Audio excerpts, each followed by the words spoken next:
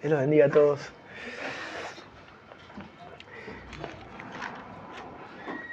Y hoy vamos a ir al libro de los Hechos. Libro de los Hechos.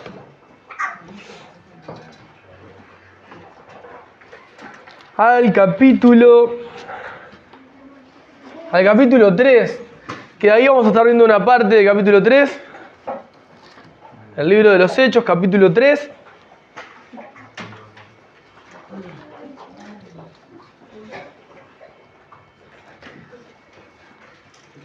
Mientras lo van buscando, cosas obvias de repente, pero que capaz que suman el libro de los Hechos de los Apóstoles, que ese es el nombre que recibe este segundo tratado de Lucas que le escribe a Teófilo. Justamente habla de eso, ¿no? De los hechos de los apóstoles, las acciones que llevaron adelante los apóstoles, no las ideas de los apóstoles ni los sueños de los apóstoles, sino los hechos. Las acciones que ellos hicieron, llevaron adelante, las manifestaciones en su vida de Dios a través de ellos y en ellos. Y en el capítulo, por ejemplo, en el capítulo 2 habla del derramamiento del Espíritu Santo, cumpliendo también lo que hablaba el profeta Joel, que en los últimos tiempos no iba a derramarse el Espíritu sobre toda carne. Y ahí tenemos también el momento en el que el Espíritu Santo, al llegar a los que estaban unánimes en oración, comienzan a hablar en diversas lenguas, que en ese momento eran los idiomas que estaban, los que estaban alrededor hablaban. Entonces ellos comenzaron a hablar en el idioma de los que los demás oían y entendían. Cuando no hablaban ese idioma, esa fue una manifestación del poder del Espíritu Santo en ellos, que les permitió predicar el Evangelio y que los demás que estaban ahí creyeran. De ahí se desprende el primer discurso de Pedro, la primera prédica a multitudes de Pedro. Y por allí, en el capítulo 3, o un poquito antes en realidad, habla de que habían creído y todos los que creían se habían bautizado. Hay algunos pasajes allí que son bastante interesantes para poder entrar, pero no es el texto que vamos a ver hoy. Un poquito más adelante, en el capítulo 3, tenemos por título nosotros curación de un cojo. Y ahí hay también parte de la historia que la mayoría debe conocer, o que es bastante conocida, cuando Pedro y Juan van al templo a la hora novena, que para nosotros serían las 3 de la tarde, para que tengan una idea. O sea, las horas se contaban desde el amanecer, calculen 6 de la mañana, más 9, da 15, así que eran como las 3 de la tarde, a la hora en que ellos iban a la oración. Y eso es bien interesante, ¿no? Porque así como tenían un tiempo de reunión congregacional para oír la palabra de Dios, también tenían un momento para ir a la oración. Eso es bien interesante. Y bueno, en ese momento había un cojo de nacimiento, ¿no? Ahí lo ponían en la puerta del templo, él pedía limosna, Pedro y Juan lo ven, esta parte es sumamente conocida. Pedro y Juan lo miran, detienen su mirada a él y fijamente le dicen, cuando él le pregunta si tenía algo, le dice, creo que estaba como el verso 6, ¿no? No tengo plata ni oro, pero lo que tengo te doy. En el nombre de Jesucristo de Nazaret, levántate y anda. Y el cojo se puso de pie.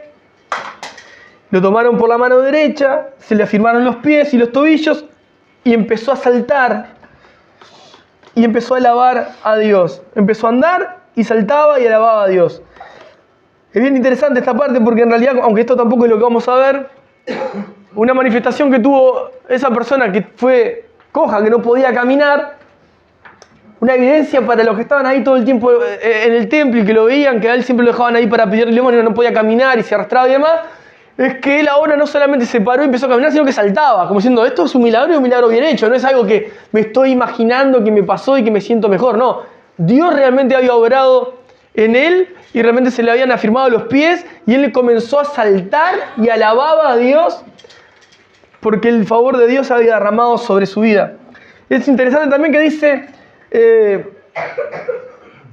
el 8, se puso en pie y anduvo y entró con ellos en el templo andando y saltando y alabando a Dios. O sea que no solamente, vamos a decir así, se evidenció que había sido sano físicamente, sino que también eso desenlazó en la alabanza de él hacia Dios por lo que había sucedido. Y en el 9 dice, y todo el pueblo le vio andar y alabar a Dios. O sea, no solamente le vio sano, sino también vio su devoción a Dios por haber sido sano. Una conversión, no solamente una sanidad. Y le reconocían que él era el que se sentaba a pedir limosna a la puerta del templo, el templo de la Hermosa, y se llenaron de asombro y espanto por lo que había sucedido. O sea, no podían acreditar que verdaderamente este hombre había sido sano. Ahora, acto seguido, comienza el segundo discurso, la segunda prédica de Pedro, desde que había sucedido en Pentecostés, el derramamiento del Espíritu Santo sobre todos. Por lo menos los que estaban unánimes allí y los que creyeron luego. Dice el verso 11, y teniendo asidos a Pedro y a Juan, el cojo que había sido sanado, o sea, lo tenía tomado a los dos, dice, todo el pueblo atónito, no como tengo un testimonio que es para reírse, no, atónito, no era una persona, porque eso también se ha leído más de una oportunidad como atónito, parece que fuese alguien de ahí, no, era atónito, o sea, total, como si lo dijéramos ahora coloquialmente, todo el pueblo quedó de cara, sorprendido, asombrado, eso significa atónito, no es una persona, no es atónito. Concurrió, dice, todo el pueblo atónito, concurrió a ellos al pórtico que se llama de Salomón. Una de las puertas se llamaba Salomón. Viendo esto, Pedro, viendo que todo el mundo se empezó a aglomerar por lo que había pasado, Pedro dice lo siguiente, en el verso 12, respondió al pueblo, varones israelitas, ¿por qué se maravillan de esto? ¿O por qué ponen los ojos en nosotros? Como si por nuestro poder o piedad hubiésemos hecho andar a este. El Dios de Abraham, de Isaac y de Jacob, el Dios de nuestros padres, ha glorificado a su Hijo Jesús, a quien ustedes entregaron y negaron delante de Pilato, cuando éste había resuelto ponerle en libertad. Mas ustedes negaron al santo y al justo, y pidieron que se les diese un homicida, y mataron al autor de la vida, a quien Dios ha resucitado de los muertos, de lo cual nosotros somos testigos. Y por la fe en su nombre, como cantábamos ahora a la última canción, a este que ustedes ven y conocen, le ha confirmado su nombre, y la fe que es por él ha dado a este esta completa sanidad en presencia de todos ustedes. Mas ahora, hermanos, sé que por ignorancia lo han hecho, como también sus gobernantes. Pero Dios ha cumplido así lo que había anunciado antes por boca de todos sus profetas, que su Cristo había de padecer. Así que arrepiéntanse y conviértanse, para que sean borrados sus pecados, para que vengan de la presencia del Señor tiempos de refrigerio. Y Él envía a Jesucristo, que le fue antes anunciado, a quien de cierto es necesario que el cielo reciba hasta los tiempos de la restauración de todas las cosas, de que habló Dios por boca de sus santos profetas, que han sido desde tiempo antiguo. Porque Moisés dijo a los padres, el Señor su Dios les levantará profetas entre ustedes, hermanos, como a mí. A él oirán en todas las cosas que les hable. Y toda alma que no oiga a aquel profeta será desarraigada del pueblo. Y todos los profetas desde Samuel en adelante, ¿cuántos han hablado también han anunciado estos días. Ustedes son los hijos de los profetas y del pacto que Dios hizo con nuestros padres, diciendo a Abraham: en tu simiente serán benditas todas las familias de la tierra. A ustedes primeramente, Dios, habiendo levantado a su Hijo, lo envió para que los bendijese, a fin de que cada uno se convierta de su maldad. Amén.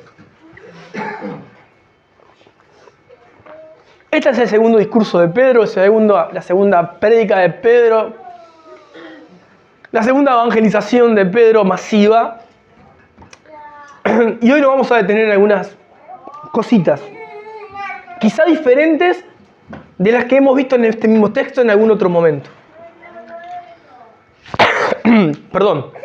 Quiero que nos pongamos en ese momento primero y que pensemos lo que estaba sucediendo. Ya venimos de antemano con el texto que no voy a entrar, que es que este hombre había sido totalmente sano y convertido después que Juan y Pedro lo toman de la mano y lo levantan, y en el nombre de Jesús es el sano, y él entra al templo saltando y alabando a Dios, dando testimonio a todos los que estaban ahí adentro que ese hombre había sido sano por Dios. Y Pedro hace algo interesante, que a mí me gustaría que todos podamos prestarle atención, porque en algún momento de nosotros como hijos de Dios nos vamos a sentir usados por Dios, y esto es de mucha sabiduría si logramos tenerlo claro. Dice el 12 que Pedro, viendo que todo el mundo se comenzó a aglomerar en el pórtico de Salomón, le responde al pueblo: varones israelitas, ¿por qué se maravillan de esto? ¿Por qué les llama la atención ver a alguien sano por Dios? Le dice: ¿o por qué ponen los ojos en nosotros como si por nuestro poder o piedad hubiésemos hecho andar a este? O sea, lo que le está diciendo es: ¿por qué se maravillan de esto? ¿Y por qué están mirándonos a nosotros como si nosotros fuésemos que el poder que está en nosotros por ser nosotros, o la piedad que hay en nosotros, hizo que este hombre se levantara? Y hay algo interesante que acá no está, pero con un poco de lectura y de cultura sobre el texto lo podemos entender, y yo se lo voy a compartir porque hago ese trabajo y ese ejercicio. Y es que para los judíos en ese momento, una de las costumbres de la tradición rabínica era creer que hay ciertas personas, o habían ciertas personas de mucha piedad, ¿no?, que eran personas muy piadosas en la tierra, y la tradición entendía que Dios estaba obligado a responder todas las oraciones de esas personas. Entonces Pedro lo que hace es enseguida desviar la atención que iba a venir sobre él y sobre Juan, desviarla y sacarla de su persona. Entonces, en el momento que Dios obra a través de Pedro y de Juan, lo primero que Pedro va a hacer es quitarse la gloria que no merece. Porque lo primero que iban a hacer estos israelitas, iban a querer decir: estos hombres son hombres de piedad, a los que Dios responde por ser estos hombres, ser hombres de piedad, por sus obras, por su vida, por quiénes son ellos. Y Pedro lo que hace sabiamente es decirle: el Dios de Abraham, de Isaac y de Jacob, el Dios de nuestros padres, ha glorificado a su Hijo Jesús. O sea que ni siquiera nadie les había hablado de Jesús en ese templo, y él lo primero que dice es: el Dios de Abraham, de Isaac y de Jacob, el Dios de sus padres, ese Dios ha glorificado a su Hijo Jesús. Ya les presenta a Jesucristo. Se quita del primer lugar él, se quita él y Juan, y coloca a Jesús en primera mano, por lo que estaba sucediendo ahí. No era lo bien que hablaba Pedro, no era lo elocuente que hablaba Pedro, no era el poder que estaba en Pedro, no. Era Dios obrando en la persona de Jesucristo y el poder de Jesucristo manifestado en ese lugar. Por eso él dice: a quien ustedes se entregaron y negaron delante de Pilato, cuando éste había resuelto ponerlo en libertad. O sea, le está diciendo: esto que sucede es porque Dios lo hizo, no nosotros. Yo y Juan lo estamos quitando del primer lugar. Ahora, quiero que sepan esto: son unos pecadores. Se los está diciendo de una manera muy sutil. ¿Por qué? Son unos pecadores porque Dios había glorificado a su Hijo Jesús, a quien ustedes entregaron y negaron. Entregaron y negaron. Ese no es el Dios, ese no es el rey de Israel, ese no es el esperado, ese no es el Mesías. Lo negaron. Delante de Pilato cuando éste había resuelto ponerlo en libertad. Si recuerdan la historia era clara. Pilato no tenía argumento ninguno. ¿Para qué? Para dar una sentencia. No encontraba nada en qué acusarlo. Pero ellos lo negaron. Ahora, dice 14, mas ustedes negaron al santo y al justo. Y es interesante como Pedro habla acá con tanta autoridad y con tanta sabiduría de Dios, porque Pedro, siendo judío, está hablando con judíos, el mismo idioma de los judíos, y lo que está presentando es a Jesús como el Mesías, como el Salvador y como el Dios Todopoderoso. ¿Por qué? Si ustedes leen el texto y se fijan, dice, ustedes negaron al santo y al justo. Nosotros sabemos que el santo y el justo es Jesús, porque lo leemos, porque tenemos la Biblia para entenderla hoy. Pero antes estaba el Antiguo Testamento, y quien hablaba y nombraba al Santo de Israel, estaba hablando del Dios Todopoderoso. Cualquiera que hablaba del Santo de Israel, estaba hablando del Dios Todopoderoso. Cualquiera que hablaba del justo, estaban hablando del Dios Todopoderoso. Isaías se refiere en un montón de lados al Santo de Israel, al justo. Entonces, los profetas y en el Antiguo Testamento y los hebreos, cuando hacían referencia al santo y al justo, tanto en un lado o en el otro, los dos términos juntos casi no aparecen, pero por un lado se habla del santo de Israel y por el otro lado se habla del justo, están hablando de Dios. Y acá Pedro les está diciendo, ustedes negaron al santo y al justo y pidieron que se les diese un homicida y mataron al autor de la vida, al santo, al justo y el autor de la vida, que esa palabra en griego también puede ser príncipe o líder, pero está hablando de que el Dios Todopoderoso, Jesús siendo Dios, Jesús hombre, Jesús Dios, ustedes negaron al santo y al justo y mataron al autor de la vida. Nada más ni nada menos. Le está mostrando su condición a todos los que estaban maravillados de la obra que Dios había hecho. Y por la fe, 15, y mataron al autor de la vida, a quien Dios ha resucitado de los muertos, de lo cual nosotros somos testigos. Eso es otra de las cosas que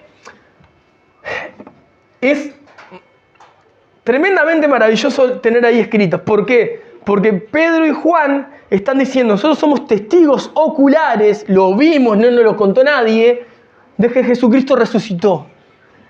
Les está diciendo a los judíos de primera mano, de la primera época, que Jesucristo había resucitado y que él mismo había visto a Jesús resucitado.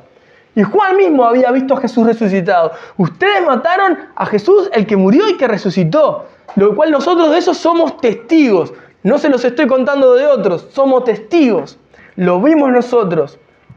Y por la fe en su nombre, por la fe en Jesús, a este hombre que ustedes ven y conocen, o sea, lo conocían al cojo, la fe que es por él, ha dado a esta completa sanidad en presencia de todos ustedes. O sea, la fe que es en Jesús fue lo que le dio la sanidad a este hombre. Seguimos. Mas ahora, hermanos, después que los colocan en el lugar de pecadores, hermanos, sé que por ignorancia lo han hecho como también sus gobernantes. Ahí es el primer punto que quiero detenerme. Todo lo demás fue contexto que suma totalmente, indudablemente, y hay más para hablar de todo lo anterior, pero este es el primer punto en el que quiero hacer énfasis, porque de acá se desprende también mucha enseñanza para nosotros hoy. Dice, y esto es muy importante que lo tengamos bien claro también, dice, más ahora, hermanos, sé que por ignorancia lo han hecho, como también sus gobernantes. Hermanos, piensen en esto. Estas personas y los gobernantes decidieron matar a Jesús, mandarlo a la cruz. Ni nada más y nada menos. Pedro les expone todo lo que hicieron y después le dice, de alguna manera, tranquilos, yo sé que lo hicieron por ignorancia. Eso de decir, yo sé que lo hicieron por ignorancia, no es para traerle paz, tampoco. No es como diciéndole, bueno, no pasa nada, fue sin querer queriendo.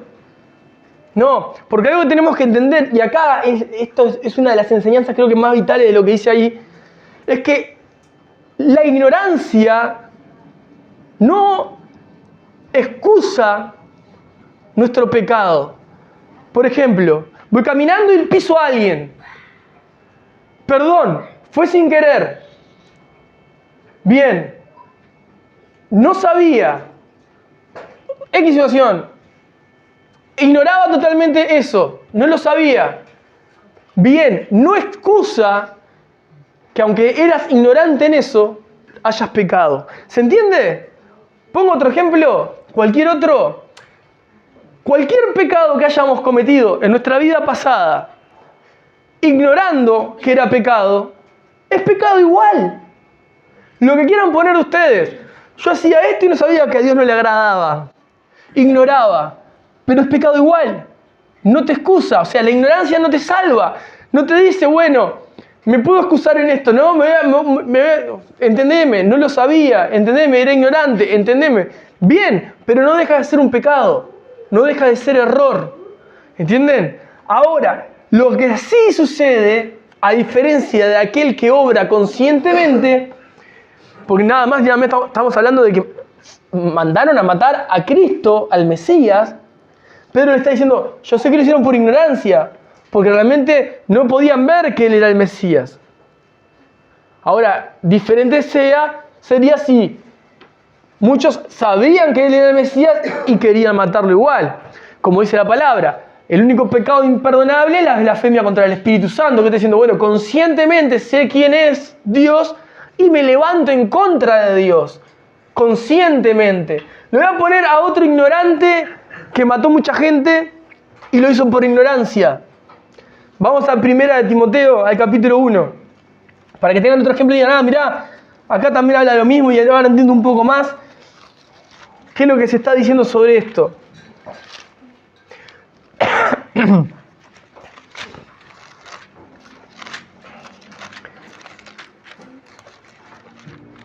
Primera de Timoteo, capítulo 1, verso 12. Acá el apóstol Pablo va a estar hablando de su ministerio. Y dice, doy gracias al que me fortaleció, a Cristo Jesús, nuestro Señor, porque me tuvo por fiel poniéndome en el ministerio. Ahí está hablando el apóstol Pablo de su llamado. Habiendo yo sido antes blasfemo, perseguidor e injuriador, mas fui recibido a misericordia. ¿Por qué? Porque lo hice por ignorancia en incredulidad. Él ignoraba porque era incrédulo, no creía hasta que Dios se le reveló a su vida. Entonces todo lo que él hizo, lo hizo creyendo que era lo justo, lo que estaba correcto, lo que era bien. Entonces era un ignorante. Ahora, esa ignorancia, por ser ignorante no es que, bueno, no le vamos a tomar en cuenta su error, no va a haber problema. No, estamos hablando de que en su error mandó matar mucha gente. En su error vio como Esteban moría apedreado. Entonces, vamos a ver que la ignorancia de las Escrituras, la ignorancia de lo que Dios espera de nosotros, la ignorancia de quién es Cristo, la ignorancia de la vida cristiana que tenemos nosotros por el poco conocimiento o nulo conocimiento de Dios, no nos exime del pecado. No es que, bueno, Dios, perdóname, yo no sabía. No es que no va a pasarme nada porque no se toma en cuenta porque yo no tenía idea. No, porque, quieras o no, acá estamos viendo consecuencias gravísimas. En este caso, entregaron a Jesucristo a ser crucificado. Volviendo al texto. Y lo que quiero remarcar de eso, como le dijo Pedro, más ahora, hermanos, sé que por ignorancia lo han hecho como también sus gobernantes. La ignorancia en nosotros no nos exime, no nos excusa para creer que no debemos arrepentirnos, no debemos volvernos a Dios. El 18. Pero Dios ha cumplido así lo que había antes anunciado por boca de todos sus profetas, que Jesucristo había de padecer. Así que arrepiéntanse y conviértanse para que sean borrados sus pecados, para que vengan de la presencia del Señor tiempos de refrigerio. Ahí también, verso 19, arrepiéntanse y conviértanse. De alguna manera está diciendo, cambien su manera de ver las cosas. Arrepentirse es cambiar su manera de pensar. Cambien la manera de pensar, pero no es suficiente. Tienen que convertirse. ¿Qué quiere decir? Un asesino puede matar y arrepentirse porque mató y decir, eso está mal, no lo voy a volver a hacer nunca. Pero eso no lo va a salvar. Se tiene que convertir. ¿Me entienden? Hay cantidad de personas que van a hacer cosas que están mal y se arrepienten. Cambian su manera de pensar y ya saben que eso está mal. Y se arrepienten, pero no se convierten. Entonces, es arrepiéntanse y conviértanse. Y hay algo interesante del arrepentimiento, que el arrepentimiento, acá dice arrepiéntanse y conviértanse. El arrepentimiento acompaña, hay dos cosas que son necesarias para arrepentirse, ¿no? La primera es apartarse del pecado. Porque si vos realmente estás arrepentido, cambiaste tu manera de ver las cosas, te vas a apartar del pecado y te va a doler.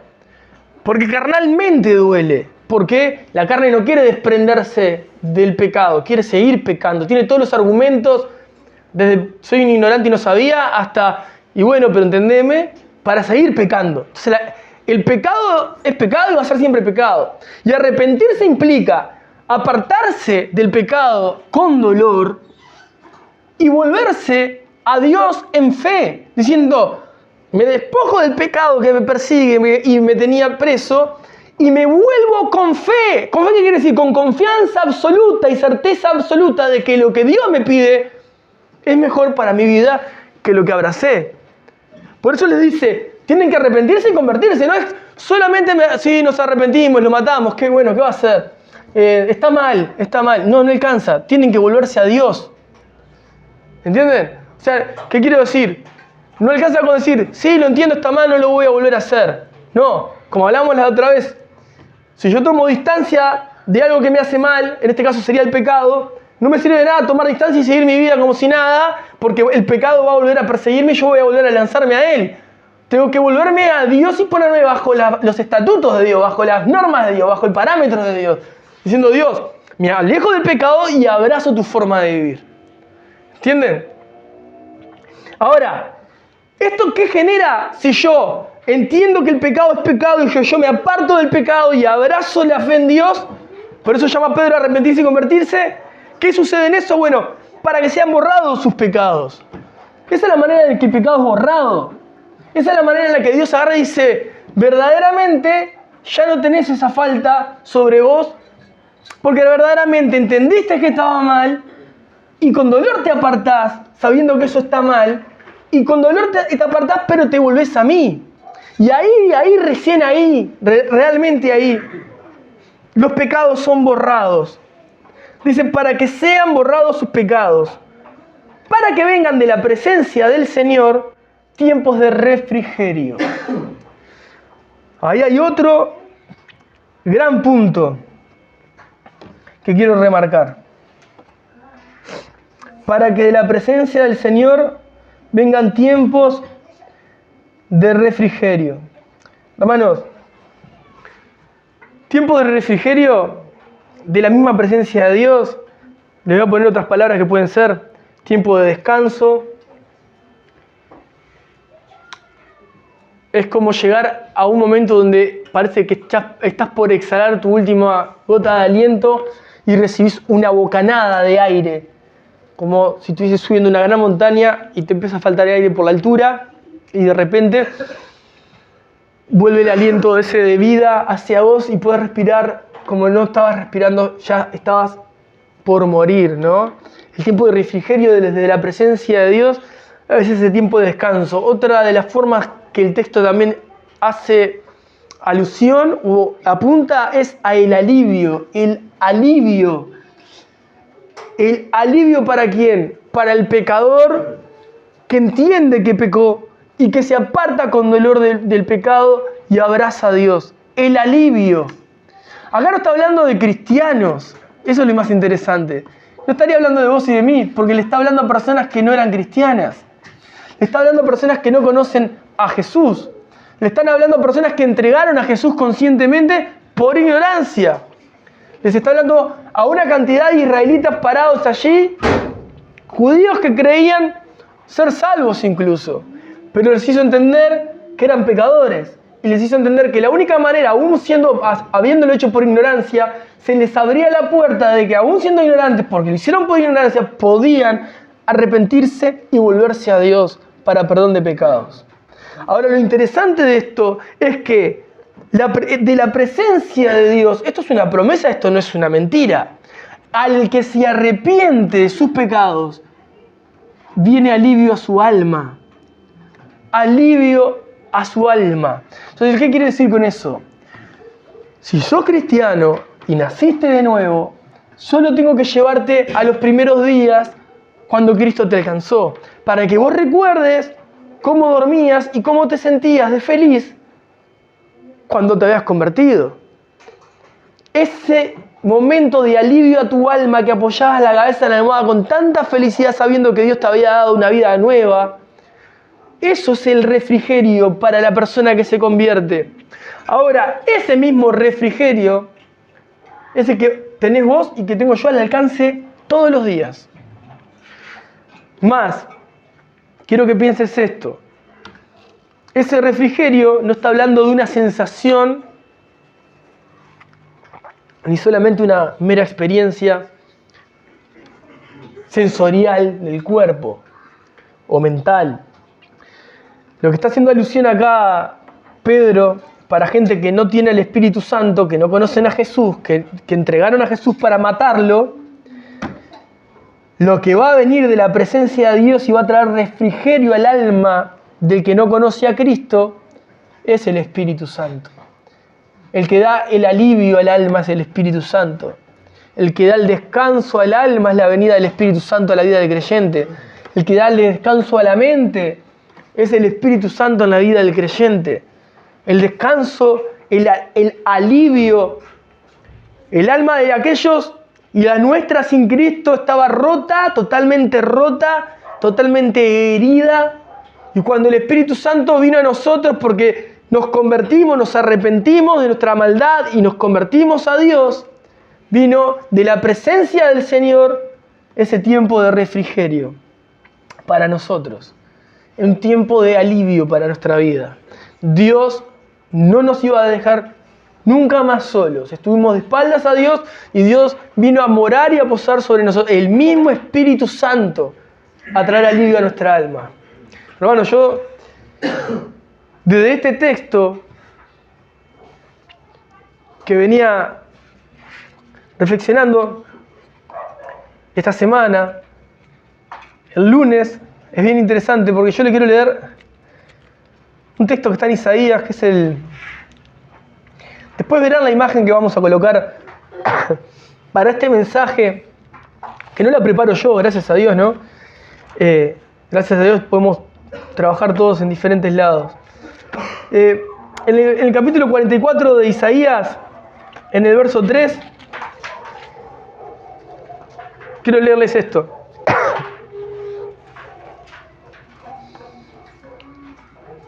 Dice Isaías 44:3: porque yo derramaré aguas sobre el sequedal, o sea, sobre el lugar seco, y ríos sobre la tierra árida.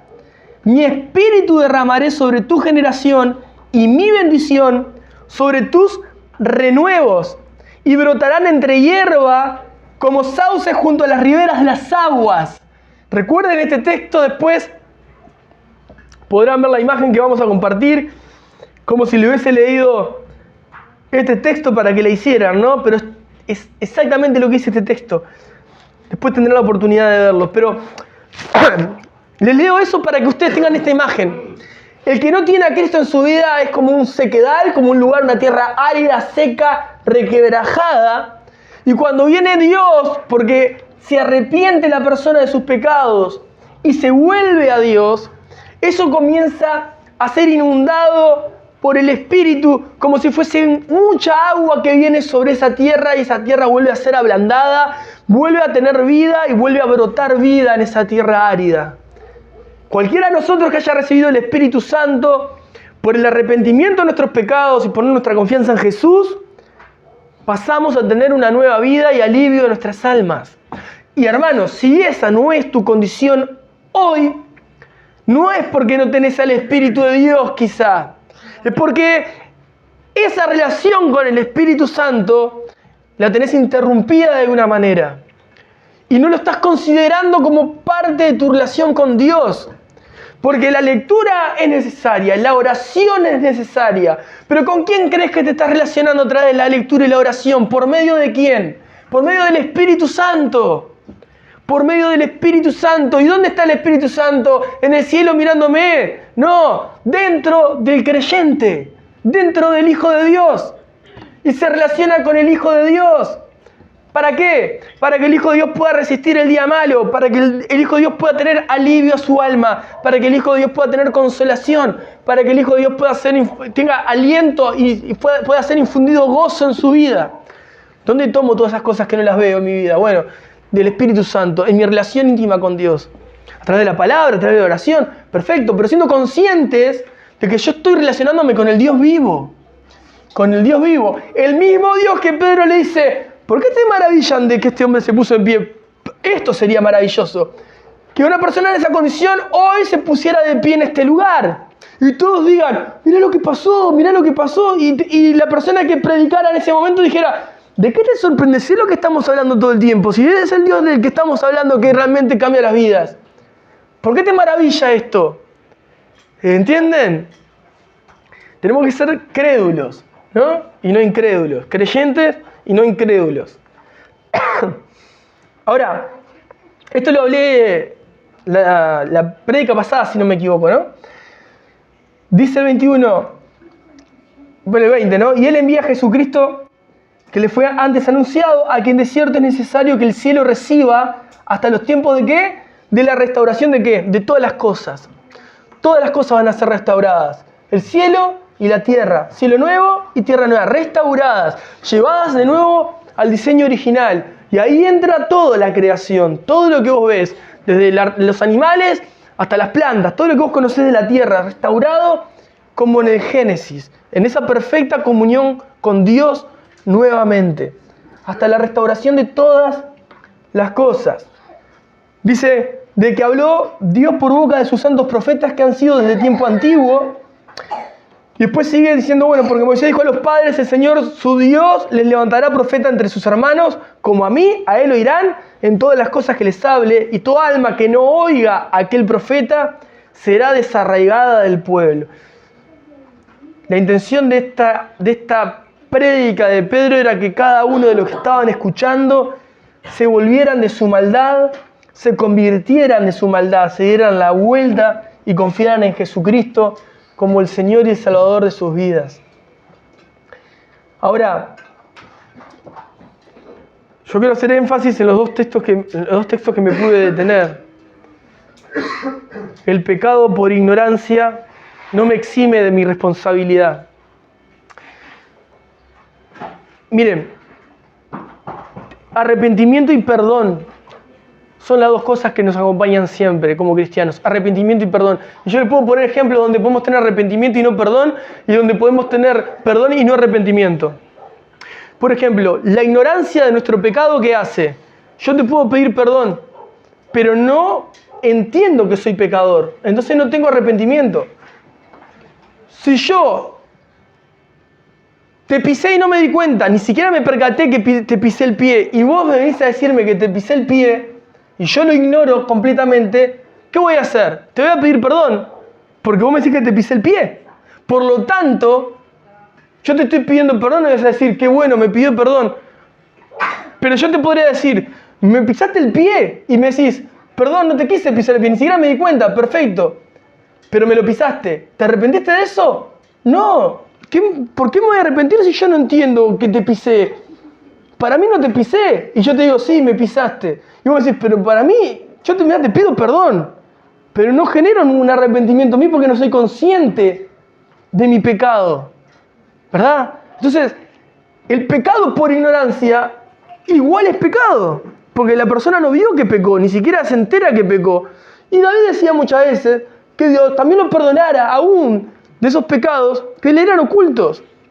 Muchas veces estamos pecando y no nos estamos dando cuenta que somos pecadores.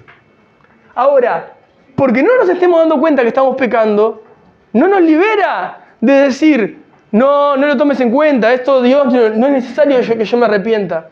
Tengo que arrepentirme aún de no darme cuenta que peco. Porque muchas veces voy a pecar, ¿verdad? Y no voy a creer que estoy pecando. Voy a creer que está bien. No veo nada malo. Está bien. Pero estoy pecando. En ignorancia estoy pecando. ¿Y qué sucede con eso? Yo pido perdón, pero no hay arrepentimiento en mí. Por lo tanto, yo sigo en mi pecado. Porque pedí perdón, pero no me arrepentí. ¿Qué quiere decir perdón? Digo, sí, no me agrada lo que te sucedió, no me agrada lo que te pasó. Pero no hay un cambio en mi mentalidad, porque yo no me veo pecador. Puede ser porque soy ignorante en cuanto a eso, porque estoy cegado espiritualmente a eso, o porque soy orgulloso frente a eso. Puede ser cualquiera de esas o todas juntas. El hecho que yo frente a una situación así, tengo que realmente buscar el arrepentimiento en Dios. Señor, guíame al arrepentimiento a través del Espíritu Santo. Porque yo tengo que ver mi falta. Tengo que entenderme pecador. Tengo que asumir que soy pecador y que me equivoco. No puedo decir, estoy eximido de culpa porque fui ignorante en lo que hice. Porque aún siendo ignorante, es pecado. Es pecado. Y en las profundidades más oscuras dentro de nuestro corazón, la intención está ahí. Ahí está, en la silla, sentada.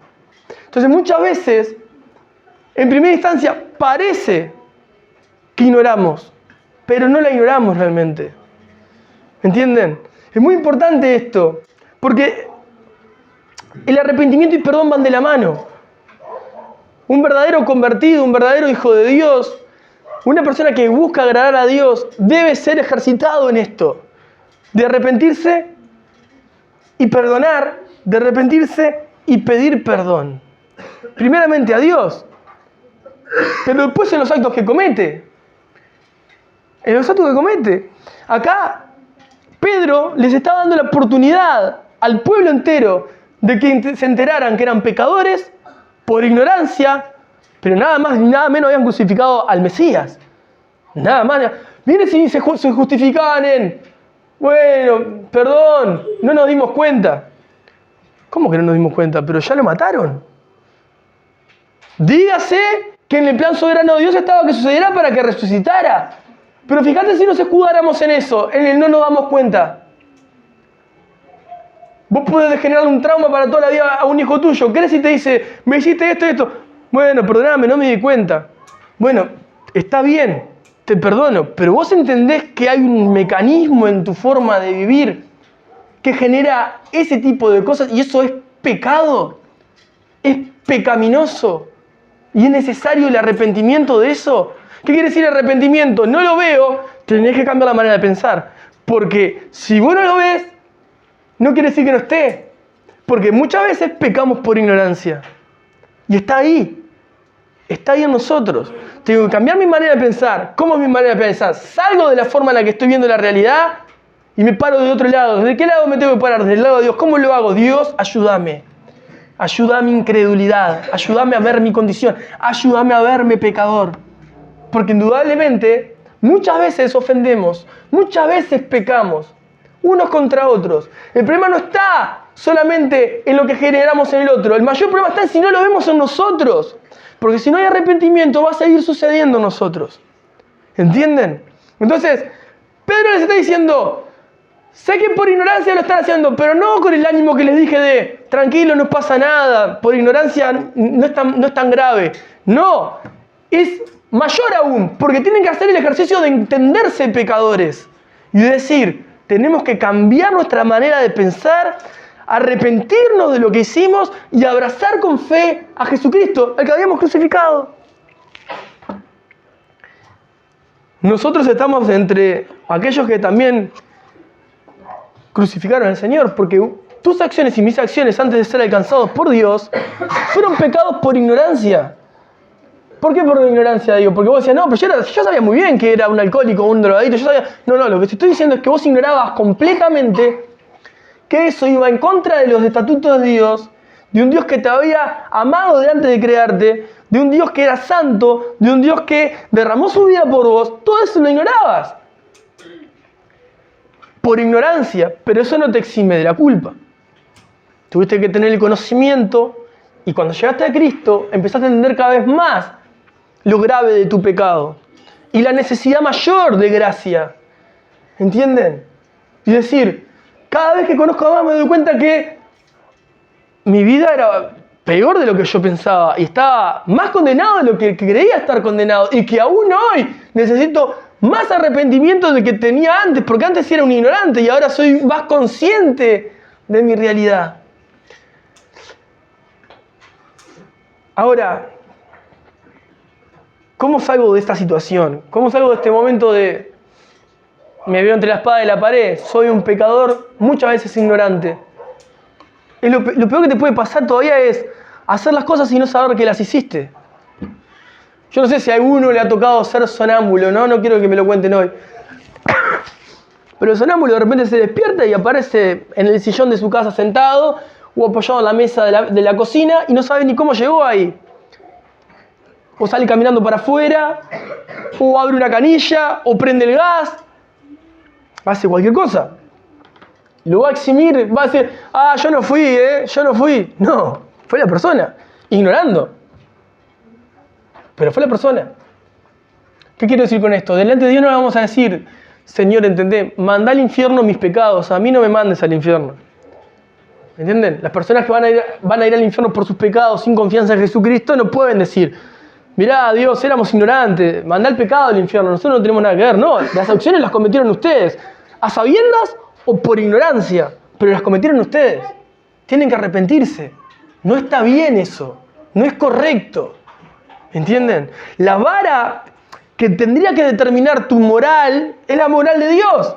La vara que tendría que determinar tus costumbres es la palabra de Dios. La forma en la que procedés, la forma en la que hablás, la forma en la que vestís, la forma en la que señalás, la forma en la que compartís, lo que quieras colocar, lo debería determinar la palabra de Dios. Para eso tenés que conocer la palabra de Dios.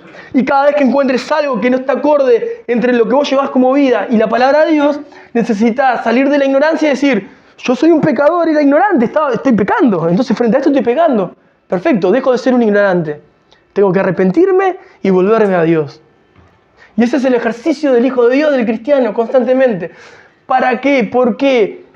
Bueno, porque cuando nos encontramos de esa manera y vamos a Jesús, el alma se alivia, las cargas se van, el descanso para la mente vuelve, el ánimo vuelve a florecer.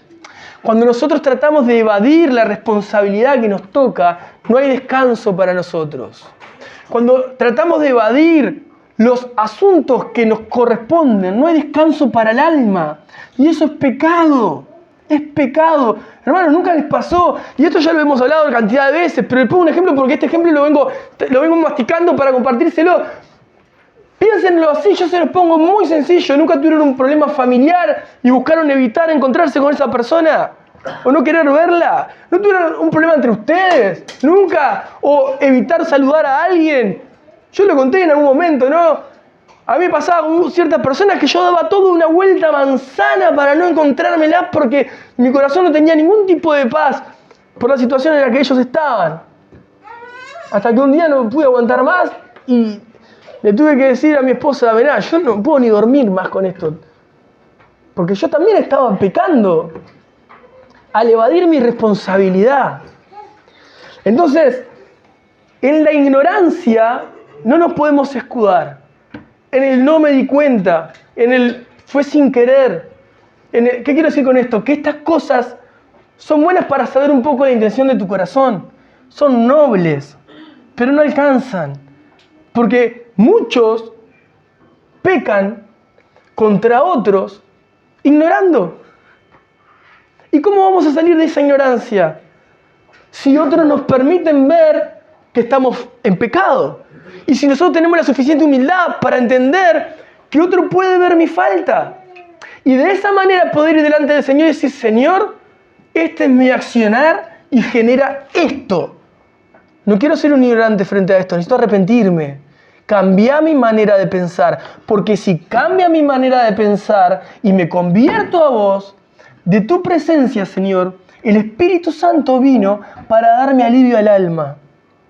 Ese alivio al alma te aseguro que no se compara a nada, a nada. Ese alivio al alma no se compara a nada. Entonces, la exhortación de Pedro era: cambien, arrepiéntanse, esto no es, los vamos a condenar a todos porque mataron al autor de la vida. Al revés, corran al autor de la vida porque van a encontrar el descanso que no tuvieron antes intentando matarlo.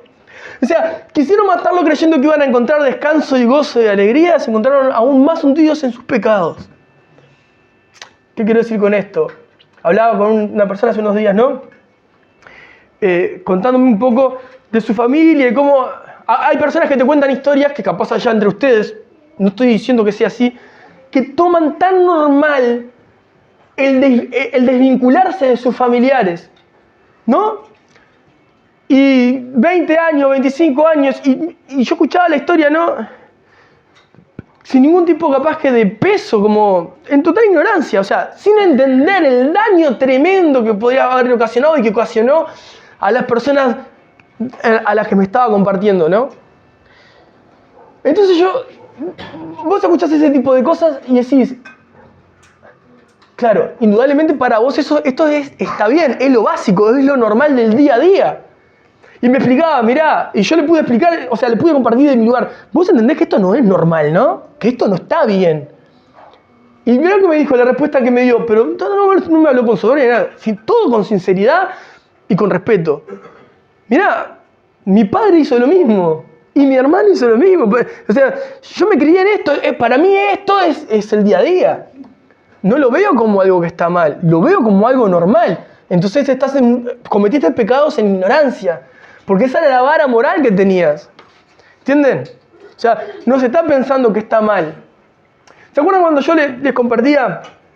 En algún momento, estoy seguro que lo compartí, en Efesios, cuando habla, el apóstol Pablo escribe a la iglesia, y una de las cosas que les escribe para el orden de la iglesia es la gritería, ¿no?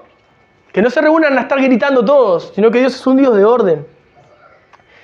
Bueno, la persona aquí, vamos a suponer, no por un ejemplo, no estamos hablando de ninguna iglesia en particular, quiero poner un ejemplo para que tengamos una idea, una ilustración. Una iglesia X, donde todos gritan, y nadie nunca leyó ese texto. El día que se encuentran con ese texto, se dan cuenta que estaban haciendo sordos de repente a todos los hermanos que estaban alrededor. Porque está por algo escrito ahí. Y que en realidad están funcionando de manera desordenada porque la Biblia dice algo que ellos no están haciendo. ¿Entienden? Entonces dejan de ser ignorantes y ¿qué tendrían que decir? Bueno, pero no lo hacemos sin darnos cuenta, para nosotros está bien, a nadie le molesta, ¿verdad? A nadie le molesta, ¿no? Y no si es normal para ustedes, pero no para la palabra de Dios. ¿Entienden? O sea, porque todos consensuadamente digan, para nosotros no hay problema, no quiere decir que esté bien. Si la Biblia dice que está mal. Puede ignorarlo uno, puede ignorarlo dos, o como este hombre me contaba, lo ignoraba toda su familia. La forma en la que vivían era pecaminosa, pero para el estándar de la familia estaba correcto. Y no estaban haciéndolo por gusto, no eran malos, eran ignorantes. En ese aspecto, no veían su pecado. Ahora esta persona llegó a Cristo, vio su pecado, y hoy el Señor le está dando refrigerio a su alma. Eso es maravilloso. Porque Dios comenzó a restaurar su vida, a restaurar su corazón, a restaurar sus pensamientos, su forma de vivir, su forma de andar, su forma de ser. Y esa es la misma obra que el Espíritu Santo busca hacer en vos y en mí. Poder salir de nuestra forma de ver y colocarnos en la forma de ver de Cristo. Poder decir, bueno, yo puedo generar tropiezos por ignorancia. Y la ignorancia no nos la quita el que es entendido en lo que yo ignoro a prepo. Porque no falta de lo que estemos sentados acá o mañana en otro lado, que quiera hacerlo dentro de la iglesia o entre sus familiares inconversos, que quiera sacarle la ignorancia a prepo.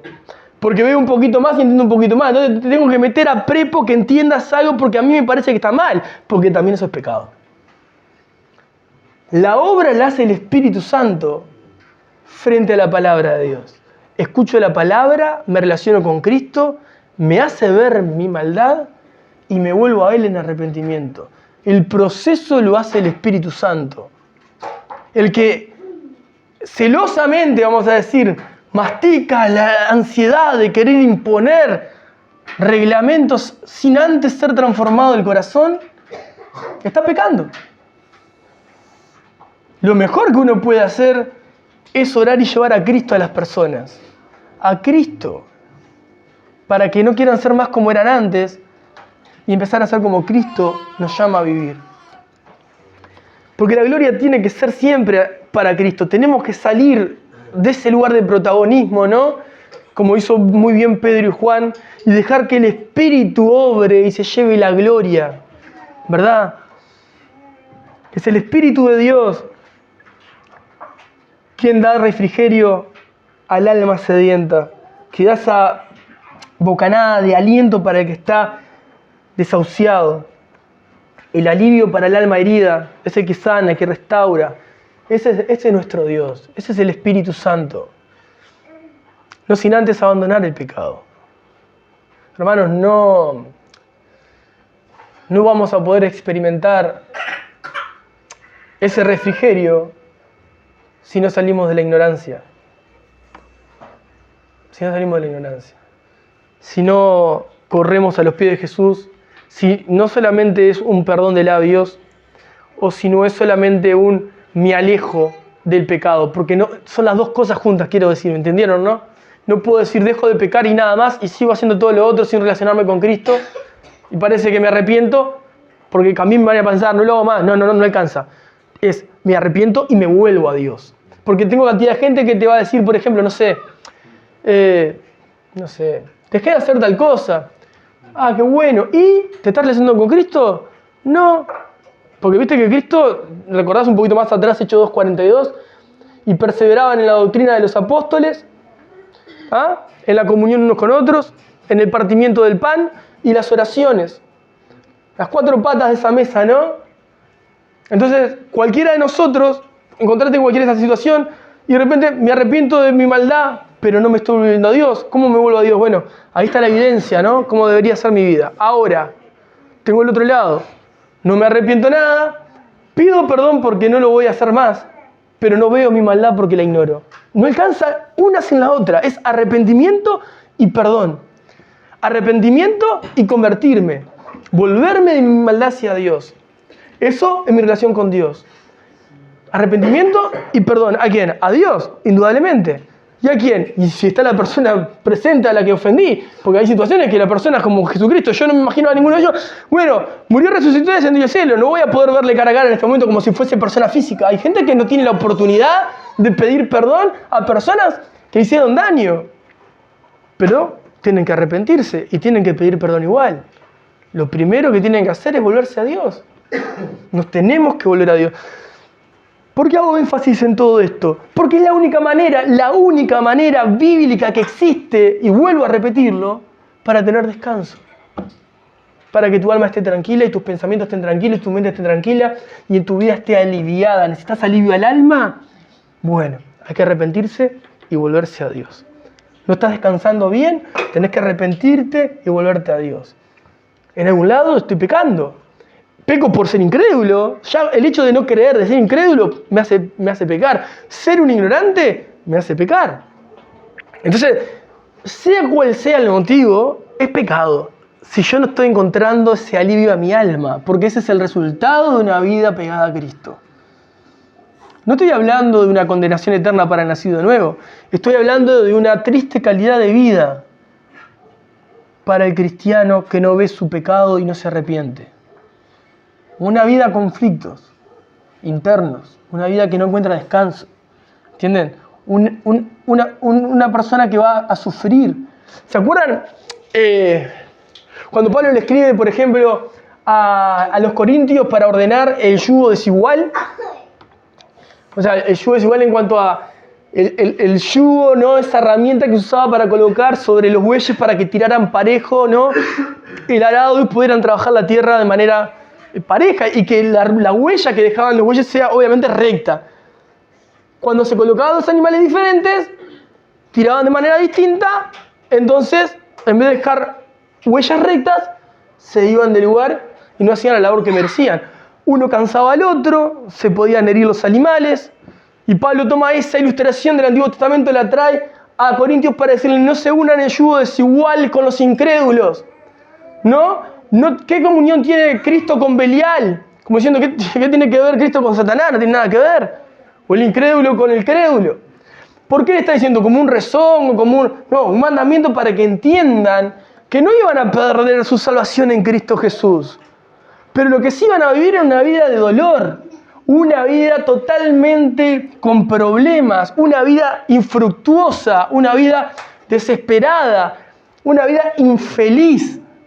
Porque toda su vida iba a estar la persona, vamos a suponer en este caso, estos hermanos crédulos con incrédulos, vamos a suponer que formaban familia. Lo peor que le podía, el deseo mayor de un cristiano es poder tener a su familia en Cristo y ver a su familia servir a Cristo y conocer a Cristo. Y los que tienen hijos después, ¿no? Deseamos ver la conversión de nuestros hijos en Cristo y deseamos que eso sea todo en un mismo yugo. Cuando eso no sucede, ¿qué pasa? Se sufre. Es constantemente el deseo de que algún día pase y me muero y nunca pasó. Y me voy con Cristo. Pero la persona que amé se fue al infierno. Lo mismo, saliendo de esa diferencia entre persona nacida de nuevo e inconverso, sucede aún en la vida espiritual del cristiano. También encontramos que aún siendo cristianos podemos estar unidos en yugos desiguales. Porque frente a lo que Dios nos pide o a la forma en la que nosotros podamos proceder, uno puede ir por un lado y el otro puede ir por el otro. Y no sirve. No sirve. Y eso también es pecado. Porque no va a hacer lo recto delante de los ojos del Señor. ¿Entienden? Ahora, ¿cómo puedo encontrar descanso para mi alma frente a estas situaciones? Arrepintiéndome, entendiéndome pecador, abandonando el pecado y yendo a correr a los pies de Jesús. Hermanos, de verdad, no hay mayor experiencia más hermosa que poder experimentar alivio al alma. Alivio al alma. Las cosas que te queden sin decir, sin hablar, los asuntos que quieras olvidar, las personas que quieras evitar, los saludos que prefieras omitir.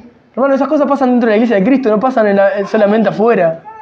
Esas cosas pasan adentro de la iglesia de Cristo. Pasa acá y pasa a cualquier iglesia que vaya. Será a media iglesia de 4.000 personas o a un grupo de 3. En un grupo de 2. Si querés que te ponga un ejemplo, Pablo y Bernabé, por ejemplo. Uno tiraba para un lado, otro tiraba para otro. No tenía sentido. Ahora, ¿cómo podemos encontrar descanso al alma? Entendiendo que no está bien así. Y tenemos que arrepentirnos. El alivio al alma, hermanos. Yo deseo, de verdad, que cada uno de ustedes pueda experimentar alivio en su alma. Alivio en su alma. Alivio. Estoy aliviado, me siento liviano, ¿no sabes? Tengo paz. Con libertad puedo ver a los ojos, con libertad puedo abrazar. No entro por un lado y me voy por el otro. No paso con la cabeza agachada para irme por allá. No trato de llegar antes o irme después. O ser el último o ser el primero. No hago nada de ese tipo de cosas porque tengo libertad en Cristo. Eso hace daño para la persona que lo sufre. Indudablemente hace daño también para la iglesia. Y no la iglesia local. Hablo de la vida cristiana en sí. Cada persona que vive así sufre. Sufre. No está en paz.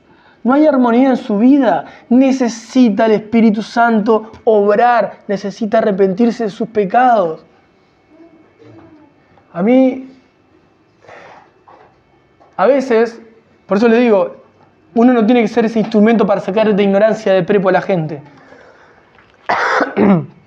Porque muchas veces las personas con buenas intenciones desean no ser así. Y a veces no saben cómo. Y a veces parece que necesitan como esas plantas que le pones un tutor para que esté más recta, ¿no? Y uno como pastor de repente, otros hermanos como más maduros, de repente corren detrás de un tutor, ¿no? Para que haga lo que tiene que hacer la persona. Entonces es como decirte, yo te puedo poner un ejemplo entre millones. Déjame pensar uno. Es como, a ver, le pongo un ejemplo lindo, ¿no? pero vamos a pasarlo para el lado feo. Es como que yo le dijera a alguien de acá, no sé, a Mauro, para que le diga a alguien de allá atrás algo que yo quiero decirle. Entonces, como yo no sé cómo llegarle a la persona, le pido a él para que vaya al fondo, para que se lo diga. Eso, porque yo tengo una buena intención, pero no sé cómo llegar. Entonces uso el tutor para llegar. Eso también es pecado. Porque mi responsabilidad, el peso de mi corazón no es evadir lo directo. O sea, no tendría que ser evadir lo directo, tendría que ir directo. Y yo evado mi responsabilidad para que otro la haga por mí. Eso es pecado. ¿Entienden? Y ahí me asientan todos, así que en algún momento han pifiado en ese tipo de cosas. Eso hace daño a la persona que no puede ser responsable o tomar la iniciativa o ponerse frente en su responsabilidad adelante, ¿no? No encuentra alivio a su alma. O sea, imagínate tener que evitar siempre una misma situación. O, no sé, los matrimonios cuando están en discusión o están distanciados o están peleados o no encuentran acuerdo, ¿no? en su vida. A uno le dura 10 minutos, a uno capaz que están semanas. Depende del nivel de cristianismo que vivan, ¿no? Pero imagínate tener que llegar a tu casa y que nunca te hablen porque están disgustados con vos. O al revés. O llegan a tu casa y vos estás esperando y como están disgustados contigo no te dirigen la palabra. Que pase un día, que pase 2, que pase 3, que pase 4, que pase 5. Cuando querés ver estás en una depresión que no puedes más. Cuando querés ver estás lleno de ira. Cuando querés ver ya no tenés idea ni por qué pasó lo que pasó ni por qué se está así. Pero después se hace como algo común. Es el estándar. Es correcto esto. Eso está bien, esto es normal. No, no es normal. No está bien. Y esto no puede ser lo correcto ni lo que está bien. Porque delante de los ojos de Dios no está bien. Pero nosotros nos dejamos estar. Y evadimos la responsabilidad del diálogo. Evadimos la responsabilidad de pedir perdón. Evadimos la responsabilidad de perdonar. Evadimos la responsabilidad de dialogar. De entablar armonía. ¿Qué es lo que pide Cristo? Para que Él venga con su Espíritu hacia nosotros con alivio, hermanos. Ese es nuestro Dios. No nos está pidiendo algo imposible de alcanzar. Nos está pidiendo lo básico. Ámense los unos a los otros. Ese mandamiento les doy. No hay otra forma. No hay otra manera. Así vienen tiempos de refrigerio para el alma. Así vienen tiempos de alivio para el alma, para el corazón, para la mente. Yo creo que esa es la voluntad de Dios para su iglesia. Que puedan alabar a Dios con sencillez de corazón, con alegría. Todo eso habla en los primeros capítulos de Hechos. No estoy hablando de otra cosa que no dicen Hechos. Eso es lo más lindo. O sea, eso es lo que estaba pasando en la iglesia. Tenían sencillez de corazón y alababan y glorificaban a Dios con sencillez de corazón. No estaban complicados. No eran complicados. Deseaban realmente que el Señor sea glorificado. Hermanos, hasta acá les comparto que podamos saber que desde ahí viene